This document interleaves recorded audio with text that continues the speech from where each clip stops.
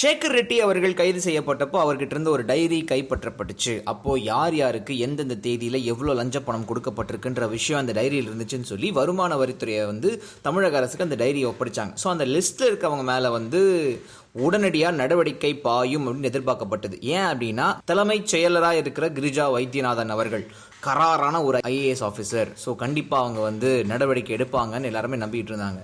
ஆனால் இப்போ என்ன சொல்லியிருக்காங்க அப்படின்னா, அந்த பதவியிலேயே அவங்க இல்லையே, அவங்க எப்படி நடவடிக்கை எடுப்பாங்க? அந்த ஒரு பதவி தான் போன வாரமே அவங்க கிட்ட இருந்து உள்துறை செயலாளர் நிரஞ்சன் மார்டி கிட்ட மாத்தப்பட்டுருச்சே அப்படின்னு சொல்லி எடப்பாடி பழனிசாமி அவர்கள் அரசிலிருந்து தெரிவிக்கப்பட்டிருக்கு. எப்படிங்க ஒரு வாரத்துக்கு முன்னாடின்றீங்க, வெப்சைட்ல அப்டேட் பண்ணப்படவே இல்லையே அப்படின்னு சொல்லி கேட்கும்போது, இல்லைங்க ஆர்டர் எப்பயோ வந்துருச்சு, ஆனா நேத்து தான் அவர் பதவி ஏற்றுக்கிட்டாரு, அதனாலதான் வெப்சைட்ல அப்டேட் பண்ணாம வச்சிருந்திருக்கோம் அப்படின்னு சொல்லி ஒரு பதில் சொல்லியிருக்காங்க. இதுல இன்னொரு முக்கியமான விஷயம் என்ன அப்படின்னா, நிரஞ்சன் மார்டி அவர்கள் ஜெயலலிதா ஆட்சியில் இருக்கும்போது ஓரம் கட்டப்பட்ட ஒரு ஐஏஎஸ் அதிகாரி. ஃபர்ஸ்ட் மாநில தொழில் மேம்பாட்டு கழகத்தின் நிர்வாக இயக்குநராக இருந்தாரு.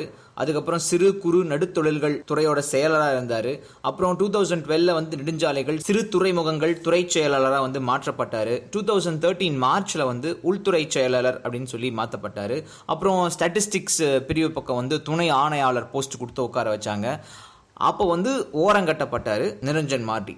அப்புறம் எடப்பாடி அவர்கள் உள்ள வந்ததுக்கு அப்புறம் தான் உள்துறை செயலர் போஸ்ட் அவருக்கு கொடுக்கப்பட்டுச்சு. என்ன ஒரு காரணம்னா, அவர் கண்டிப்பாக விசுவாசமாக இருப்பார் அப்படின்றது தான் ஒரே ஒரு விஷயம். ஸோ இந்த நேரத்தில் லஞ்ச ஒழிப்புத்துறை அவருக்கு கொடுக்கப்பட்டிருக்கு அப்படின்னா எல்லாரும் எதிர்பார்க்கறது அவர் நடவடிக்கை எடுப்பாரா அப்படின்னு. ஆனால் எங்களோட எதிர்பார்ப்பு என்னன்னா, அதுக்கு எந்த விதமான வாய்ப்பும் இல்லை அப்படின்னு பொறுமையா பார்ப்போமே. அது ஒரு பக்கம் இருக்க, இன்னொரு பக்கம் சட்டத்துறை அமைச்சர் சி.வி. சண்முகம் என்ன சொல்லியிருக்காரு அப்படின்னா, ஏங்க ஓ பன்னீர்செல்வம் பொதுப்பணித்துறை அமைச்சராக இருக்கும்போது தான் சேகர் ரெட்டிக்கு ஒப்பந்தங்கள்லாம் கொடுக்கப்பட்டுச்சு.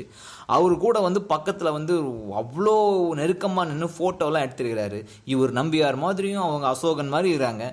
இதெல்லாம் யாரும் கேள்வி கேட்க மாட்டீங்க. இதுக்கு என்ன ஒரு விளக்கம்னு அவர்கிட்டையும் கேட்க மாட்டீங்க. யாரோ எழுதின ஒரு விஷயத்தை வச்சுக்கிட்டு நடவடிக்கை எடுக்க சொல்வீங்க அப்படின்னு சொல்லியும் ஒரு பதில் சொல்லியிருக்காப்புல.